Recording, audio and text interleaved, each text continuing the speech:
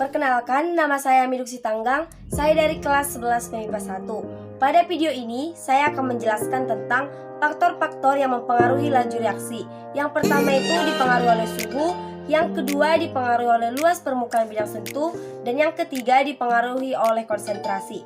Yang pertama yang akan saya jelaskan yaitu dipengaruhi oleh suhu. Adapun alat dan bahan yang kita butuhkan adalah 2 buah sendok, 2 buah gelas dengan ukuran yang sama, di mana di sini sudah saya isi yang pertama dengan air biasa dan yang kedua dengan air panas. Boleh kita lihat bahwa volumenya adalah sama. Di sini kita membutuhkan gula dan juga membutuhkan stopwatch sebagai penghitung waktunya. Baiklah, saya akan memulai praktik saya. Mari kita simak.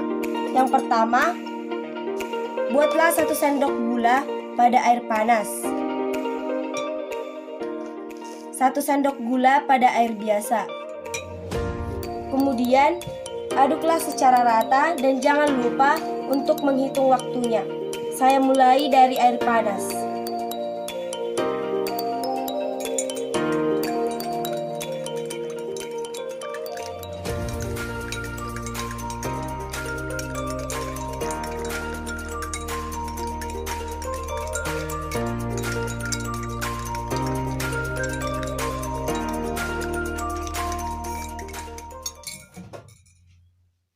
Nah, di sini dapat kita lihat bahwa gula yang saya berikan kepada air panas dalam detik ke-21 detik sudah tercampur secara rata.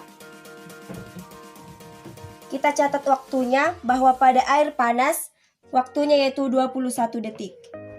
Sekarang pada air biasa.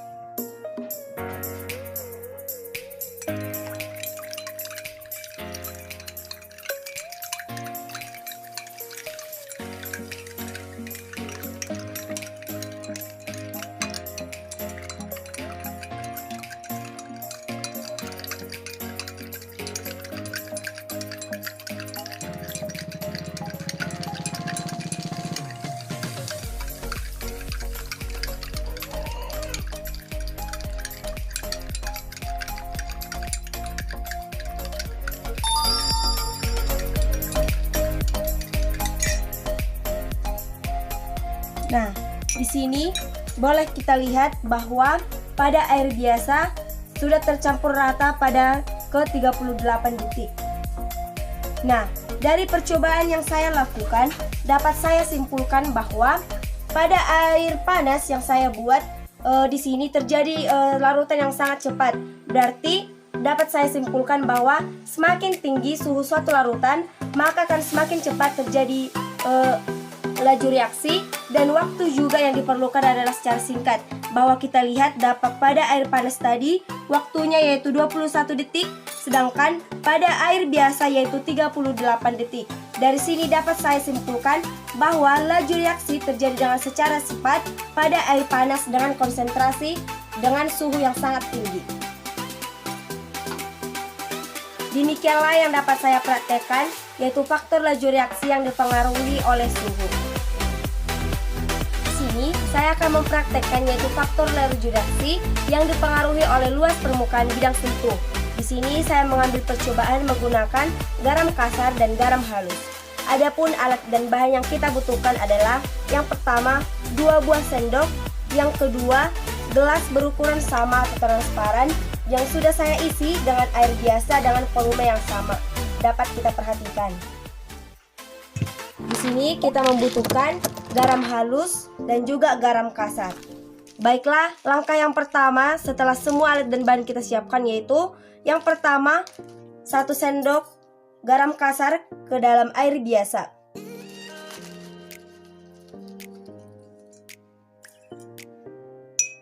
Dengan hal yang sama, 1 sendok garam halus ke dalam gelas biasa.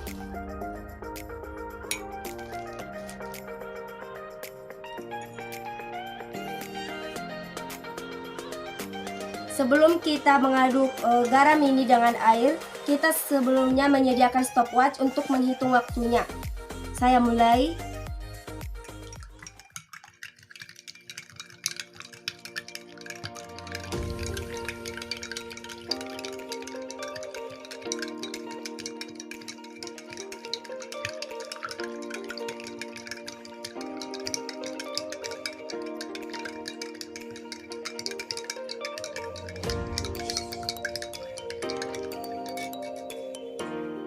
Nah, di sini yaitu bahwa pada detik ke-25 larutan dari garam dengan air biasa sudah tercampur dengan rata. Sekarang kita catat dulu bahwa pada dengan garam halus ini waktunya yaitu 25 detik. Sekarang mari kita aduk garam kasar.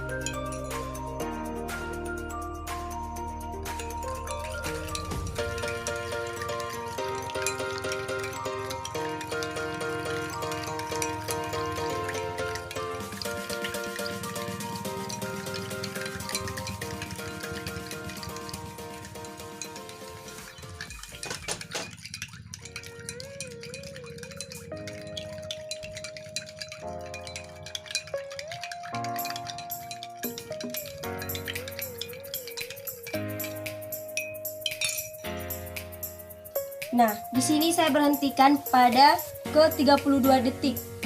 Padahal di sini dapat kita perhatikan bahwa garam kasar tersebut tidak seutuhnya larut, masih terdapat garam-garam kasar di bawahnya.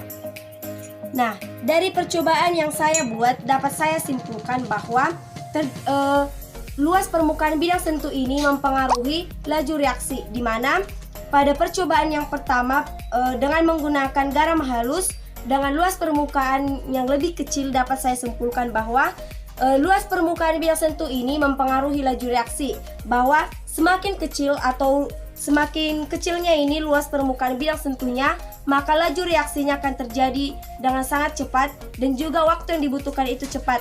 Sedangkan pada luas permukaan bidang yang besar seperti pada garam kasar ini dapat kita lihat waktunya yang dibutuhkan sangat banyak dan juga laju reaksinya itu tidak terlalu cepat, berbeda dengan pada garam halus tadi.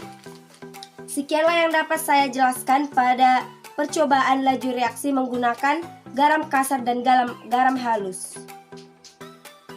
Di sini saya akan mempraktekkan yaitu faktor laju reaksi yang dipengaruhi oleh luas permukaan bidang sentuh. Di sini saya mengambil percobaan menggunakan garam kasar dan garam halus. Adapun alat dan bahan yang kita butuhkan adalah yang pertama 2 buah sendok, yang kedua gelas berukuran sama atau transparan yang sudah saya isi dengan air biasa dengan volume yang sama. Dapat kita perhatikan. Di sini kita membutuhkan garam halus dan juga garam kasar. Baiklah, langkah yang pertama setelah semua alat dan bahan kita siapkan yaitu yang pertama 1 sendok garam kasar ke dalam air biasa.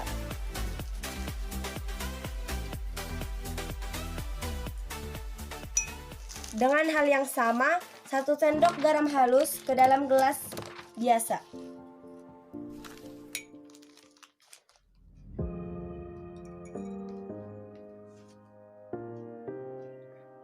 Sebelum kita mengaduk garam ini dengan air, kita sebelumnya menyediakan stopwatch untuk menghitung waktunya. Saya mulai.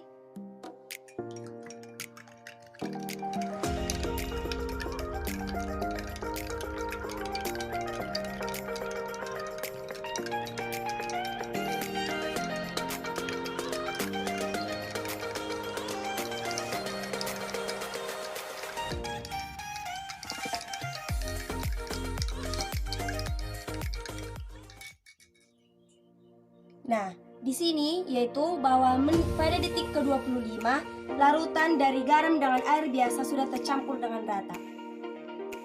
Sekarang kita catat dulu bahwa pada dengan garam halus ini waktunya yaitu 25 detik. Sekarang mari kita aduk garam kasar.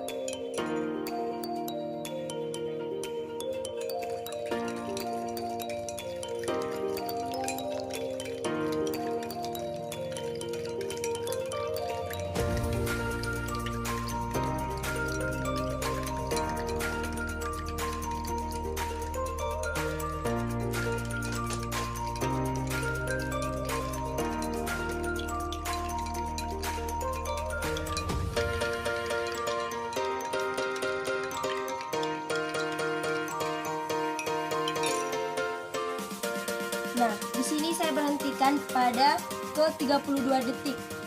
Padahal di sini dapat kita perhatikan bahwa garam kasar tersebut tidak seutuhnya larut, masih terdapat garam-garam kasar di bawahnya. Nah, dari percobaan yang saya buat dapat saya simpulkan bahwa luas permukaan bidang sentuh ini mempengaruhi laju reaksi, di mana pada percobaan yang pertama dengan menggunakan garam halus dengan luas permukaan yang lebih kecil dapat saya simpulkan bahwa luas permukaan bidang sentuh ini mempengaruhi laju reaksi, bahwa semakin kecil atau semakin kecilnya ini luas permukaan bidang sentuhnya, maka laju reaksinya akan terjadi dengan sangat cepat dan juga waktu yang dibutuhkan itu cepat. Sedangkan pada luas permukaan bidang yang besar seperti pada garam kasar ini dapat kita lihat waktunya yang dibutuhkan sangat banyak dan juga laju reaksinya itu tidak terlalu cepat, berbeda dengan pada garam halus tadi. Sekianlah yang dapat saya jelaskan pada percobaan laju reaksi menggunakan garam kasar dan garam halus. Sekarang saya akan melanjutkan praktek saya, yaitu faktor-faktor laju reaksi, yaitu dipengaruhi oleh konsentrasi. Adapun alat dan bahan yang kita butuhkan, yang pertama 2 buah wadah, di mana wadah pertama saya isi dengan air dan wadah kedua tidak saya isi dengan air. Di sini kita membutuhkan bahan pembersih. Di sini saya memilih Soklin untuk menguji zat konsentrasinya. Nah, di sini kita membutuhkan kain bekas atau kain lap untuk membersihkan noda tersebut. Sekarang saya akan mempraktekkan cara kerjanya. Yang pertama, setelah semua alat dan bahan kita butuhkan, kita tuangkan Soklin atau bahan pembersih ini dengan volume yang sama ke dalam 2 wadah yang berbeda.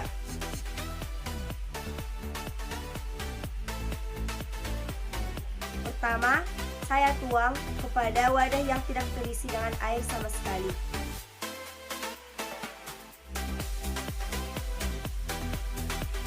Yang kedua, saya isi bahan pembersih ini ke wadah yang berisi dengan air. Dapat kita lihat.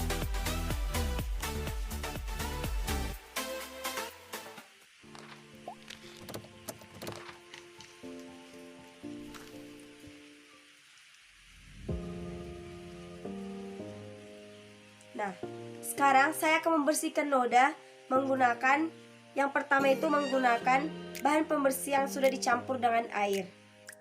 Baiklah, sekarang saya akan membersihkan nodanya yang pertama dengan bahan pembersih yang dicampur dengan air. Dapat kita lihat.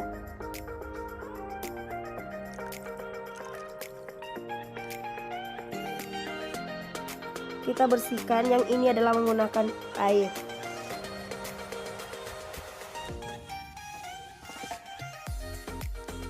Ini adalah hasilnya. Yang kedua, kita akan menggunakan yang tidak dicampur dengan air. Yang ini adalah tidak dicampur dengan air atau hanya bahan pembersih tadi.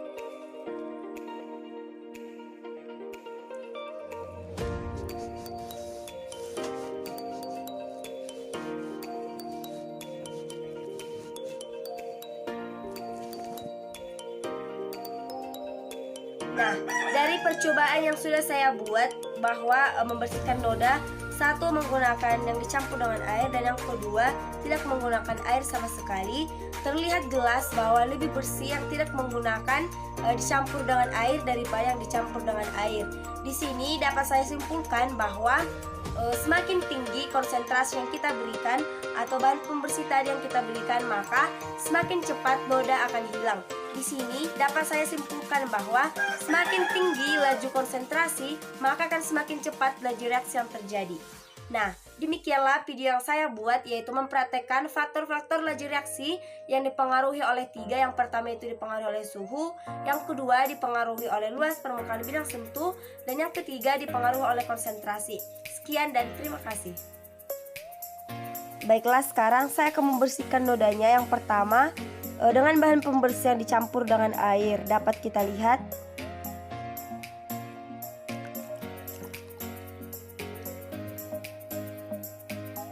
Kita bersihkan, yang ini adalah menggunakan air.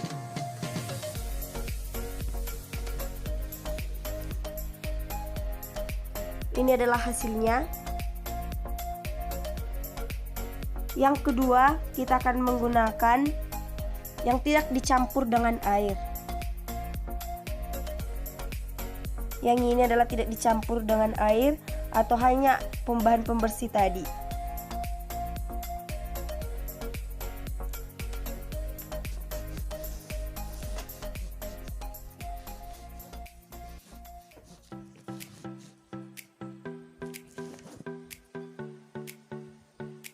Nah, dari percobaan yang sudah saya buat bahwa membersihkan noda, satu menggunakan yang dicampur dengan air dan yang kedua tidak menggunakan air sama sekali, terlihat jelas bahwa lebih bersih yang tidak menggunakan dicampur dengan air daripada yang dicampur dengan air.